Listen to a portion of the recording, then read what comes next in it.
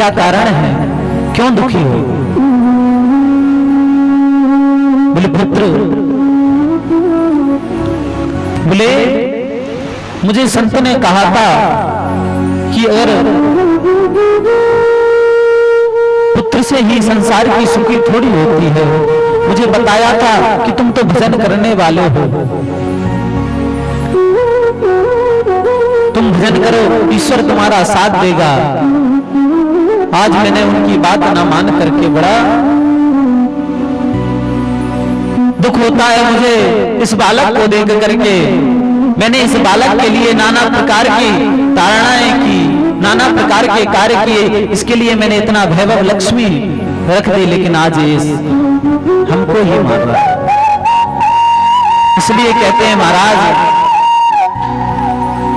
जीवन में याद रखना, अगर देखिए संसार में अगर तुम्हें सुखी रहना है तो भगवान से प्रेम लगा लीजिए, ईश्वर से प्रेम लगा लीजिए। जब तक आपके हृदय में आपके इष्ट के प्रति प्रेम नहीं है, तब तक तुम्हारा कल्याण होना संभव नहीं है। बोले महाराज, कई लोग आपने देखा होगा, बोले महाराज जवान होंगे तो क्या कहेंगे, महाराज अभी क्या करेंगे भजन करके। कभी हमारे पास कई लोग आते हैं, कई तो महाराज बूढ़े बूढ़े लोग कहते हैं महाराज अभी तो हमारी उम्र बहुत है। तो महाराज कई लोग कहते हैं कि महाराज अभी क्या, भजन तो बुढ़ापे के लिए बनाया गया है। कई लोग कहते हैं कि भजन कब बनाया गया है, बोले बुढ़ापे के लिए। देखिए भागवत जी कहते हैं, आंख से तनेगा जाला, आंख पे तनेगा जाला, लकड़ी से पड़ेगा पाला। बोले क्या दुर्गति होगी, बोले आंख पे जाला छाने लगेगा। आंख से तनेगा जाला, लकड़ी से पड़ेगा पाला।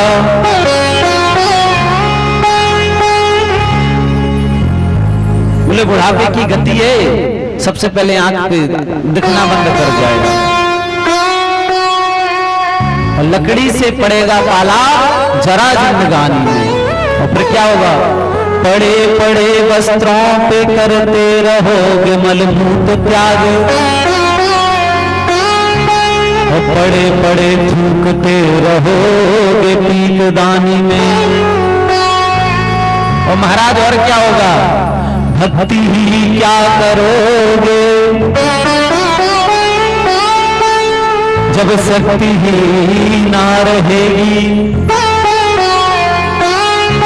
राम नाम लेने के तेरे मुख में शक्ति ही ना रहेगी।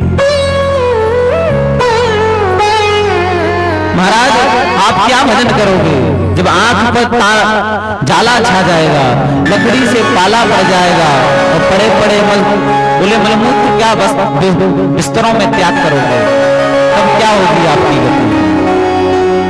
आपकी मुंह से सांस तो जाएगी नहीं बाहर। महाराज भगवान का भजन करोगे, पानी तो मंगा नहीं पाओगे और भगवान का भजन करोगे। पड़े पड़े थूकते रहोगे पीक दानी में, और भक्ति ही क्या करोगे जब शक्ति ही ना रहेगी, तब क्या भक्ति होगी? तब भगवान भी पता है ऐसे व्यक्तियों की सुनता नहीं है। क्यों नहीं सुनता, इसका एक कारण है। भगवान क्या कहते हैं, देख पूरी जवानी तो तूने अपने परिवार में लगा दी, और अब जब वृद्ध हो गया, जब तेरे लिए नाना प्रकार के शरीर में रोग आ गए, तब जाकर के मुझे पुकार रहा है। इसलिए जीवन में एक बात याद रखो कि अगर हम जब तक जवान है, और महाराज भगवान जवान लोग जब भजन करते हैं ना, उसमें जो भगवान प्रसन्न होते हैं ना, इतने वृद्धों से प्रसन्न नहीं होते, ये बात याद रखना। आज आत्मदेव जी दुखी होते हैं कि हे पुत्र, मुझे बहुत समझाया था लेकिन मैं माना नहीं था। मैंने कहा हे संत जी मुझे तो पुत्र चाहिए, और आज क्या हो रहा है, आज उसी पुत्र ने मुझे पीटना प्रारंभ कर दिया। अब महाराज बोले मैं तो अपनी आत्महत्या कर लूंगा। और जीवन में याद रखना, आत्महत्या की बात कौन करता है? जो महाराज व्यक्ति जिसके कहीं ना कहीं पाप जिसके सिर पर भारी होते हैं, कोई व्यक्ति अपने आत्मघात करने की सोचता है। जीवन में याद रखना, जिसने जीवन में भजन किया होगा वो कभी अकाल मृत्यु की सोच भी नहीं सकता। जीवन में जिसने अगर ईश्वर से के प्रति प्रेम होगा, जिसकी ईश्वर के प्रति उत्कंठा होगी, वो जीवन में अकाल मृत्यु नहीं मर सकता। तब गोकर्ण जी कहते हैं, अरे पिताजी, आप अकाल मृत्यु मरने की बात कर रहे हो। बोले महाराज, आपने जीवन भर भगवान का भजन किया है और आज भी आप उन संत की बात जब तो नहीं मानी, लेकिन आज तो मान लीजिए। आज इस सब चीजों का परित्याग करके आप भजन करने में लग जाइए।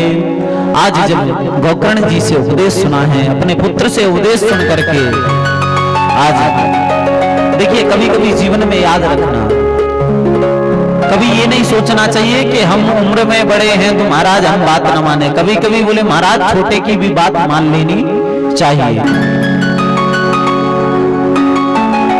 देखिए, कभी कभी जीवन में छोटे की भी बात मान लेनी चाहिए। आज पुत्र ने जब समझाया है तो आत्मदेव जी सब कुछ त्याग करके बोले वन में चले गए और वन में जाकर के महाराज भगवान का भजन करने लगे। अब बची कौन? अकेली मैया। मैया ही ने बनाया था आतंकवादी। मैया जब ऊधम करता तब कुछ नहीं कहती, अब मैया जब हाथ देती, आज मैया की बोले सेवा होना, सुबह शाम 2 लठ सुबह और 2 शाम पढ़ने लगे। अब मैया पंडितों के पास जाती, बाबाओं के पास जाती, मैया कहती महाराज अब क्या करें? महाराज क्या कहते, अब हम क्या कर लें? मैया तेरे ही तो कर्म है। आज बोले एक दिन हमने बोला कि पापी व्यक्ति ही अकाल मृत्यु करता है। आज बोले महाराज इसने जीवन में कलह कलह किए थे, भजन तो किया नहीं था। तो बोले रात्रि कालीन इसने क्या किया, एक कुएं में जाकर के छलांग लगा दी और गोविंदाय नमो नमः। बोले महाराज इसका प्राणांत हो गया। अब बोले महाराज अब क्या हुआ? बोले महाराज अब तो धुंधकारी जी अकेले हो गए, तो जलवा हो गया चकाचक। जो गोकर्ण जी थे वो तो महाराज तीर्थ यात्रा के लिए चले गए। अब इनका क्या काम हो गया? बोले महाराज इनका एक ही कार हो गया। बोले महाराज चकाचक पीते। अब तो और क्या कर दिया? बोले महाराज धन चुराना चालू कर दिया, चोरी करना चालू और कर दिया। अब वेश्याओं के पास जाने लगे, गड़िकाओं के पास जाने लगे, वेश्याओं के पास जाने लगे। बोले महाराज अब वेश्या 5-5 वेश्याओं को अपने घर में ले आया। अब तो महाराज घर पे कोई नहीं था, तो वो नहीं बोले चलो हमारे घर। बोले मैं यहाँ पर बार-बार आता हूँ, एक काम करो आपको मैं धन दूंगा, आप मेरे ही घर चलो। महाराज 5-5 वेश्याओं को अपने घर ले आया। अब महाराज चोरी करता, पीता और चोरी करता। एक दिन वेश्याओं के मन में विचार आया कि अगर ये दुष्ट राक्षस नित्य चोरी करता है और चोरी से धन कहां से लाता है, कहीं राजा के यहाँ से उठा के, कहीं किसी के यहाँ से उठा के। महाराज एक दिन पकड़ा गया तो ये तो मरेगा और हमें 5 को मरवाएगा। तो बोले क्या करें? बोले इसका कुछ इंतजाम करना पड़ेगा।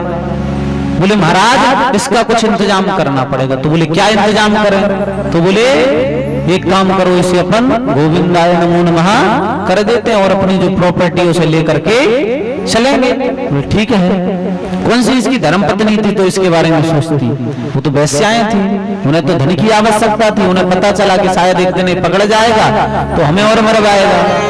तो आज क्या किया महाराज? आज वेश्याओं ने इसे चकाचक मदरा का पान करवाया। चकाचक जब मदरा का पान कर कर बेसुध हो गया, इसे एक खटिये से इसके चारों हाथ पैर बांध दिए और महाराज इसका मुंह दबाकर मारने लगे। लेकिन महाराज दुष्ट आदमी के इतने जल्दी प्राण नहीं निकलते। हमने बोला कि दुष्ट आदमी, अच्छा व्यक्ति भले जल्दी मर जाए पर दुष्ट व्यक्ति होगा बड़े। महाराज उन्होंने सोचा कि अगर आज ये बच गया तो ये हमें दोबारा छोड़ेगा नहीं जिंदा। तो महाराज पता है क्या किया? बोले आज इसकी ऐसी दुर्गति की है उन्होंने, उन्हीं वेश्याओं के लिए जिन्हें धन देता था, आज महाराज कहते हैं कि जो कुकर्म करता है उसी का पाप उसी को खा जाता है। आज ऐसा ही होता है इसके साथ में। वो गणिकाएं अंगारे लेकर के आती हैं, जलते हुए अंगारे इसके मुंह में डाल देती हैं और तड़प तड़प के इसकी मृत्यु हो जाती है। आज उन वेश्याओं ने पता है क्या किया, इसलिए को धन लेकर के बांध लिया और इस गड्ढा खोद करके इसी के आंगन में इसी को दफना दिया, वहीं दाब करके चल पड़े। अब महाराज इनके भाई गोकर्ण को पता चला तो उन्होंने जाकर के बोले क्या किया, बोले गया जी में जाकर के पिंडदान किया है। फिर गया में पिंडदान करने के बाद वापस आए हैं घर पर, तो रात्रि कालीन महाराज सभी लोग सो रहे थे, तो इन्होंने सोचा कि किसी को परेशान ना करूं, तो अपने घर में जाकर के महाराज सुनसान घर था, अब क्या कोई रहा ही नहीं। पिताजी थे वो वन में चले गए भजन करने के लिए, माँ थी वो कुएं में कूद करके जान दे दी, और बोले महाराज बचा धंधकारी था तो उसे वैसे मार गई वेश्या।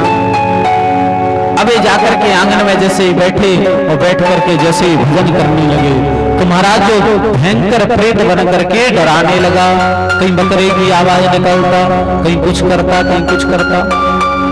जब महाराज उन्होंने सोचा बोले कौन हो, तब बोले महाराज नहीं बोला, तब भगवान की एक चम्मच जल लेकर के भगवान का स्मरण किया है, और जैसे ही छोड़ा तो क्या कहता, वो एक आवाज आई है कान से, बोले क्या, अहम भाता तदीस्मिन् धुंधकारीति नामता। बोले हे गोकर्ण मैं तुम्हारा भाई धुंधकारी हूं, अहम भ्राता तदीस्मिन् धुंधकारीति